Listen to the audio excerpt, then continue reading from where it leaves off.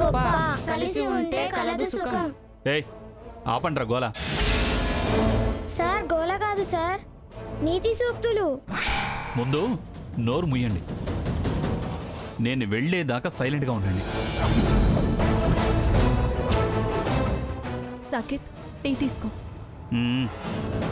నేనే నీ మర్యాదలు అందుకోవడానికి రాలేదు. వచ్చిన వాళ్ళకి మర్యాద ఇవ్వడం మా పద్ధతి. తీసుకో తీసుకో తీసుకోండి.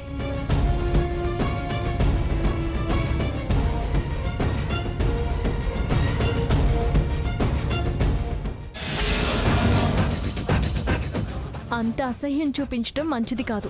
ఇంత దరిద్రపు టీ నేను తాగలేను. అక్కడలాగానే కదా పెట్టాను. నువ్వు మేము లేని వాళ్ళమన్న ఫీలింగ్లోనే ఉన్నావు. అయితే ఏంటి ఇప్పుడు?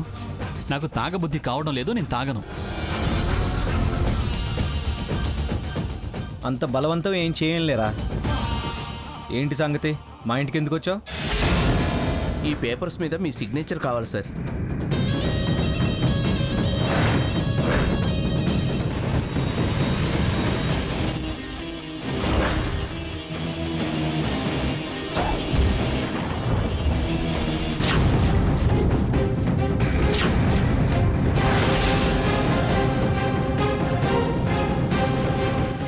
కంపెనీ జాయింట్ అకౌంట్ నుంచి నేను విత్డ్రా కావాలా? దేనికి? నీకు కంపెనీకి సంబంధం లేదు కాబట్టి. ఎవరన్నారు? నేనంటున్నా.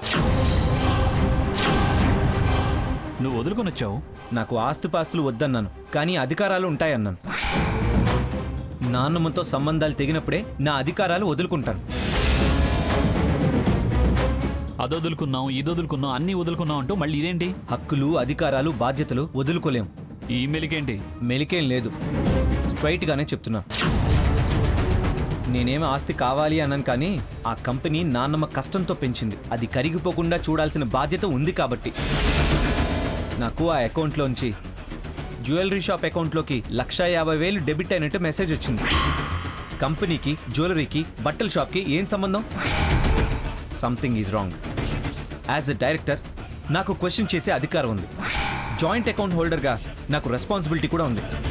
నన్ను తప్పించి నీ ఇష్టానుసారం ఖర్చు పెడతానంటే కుదరదు.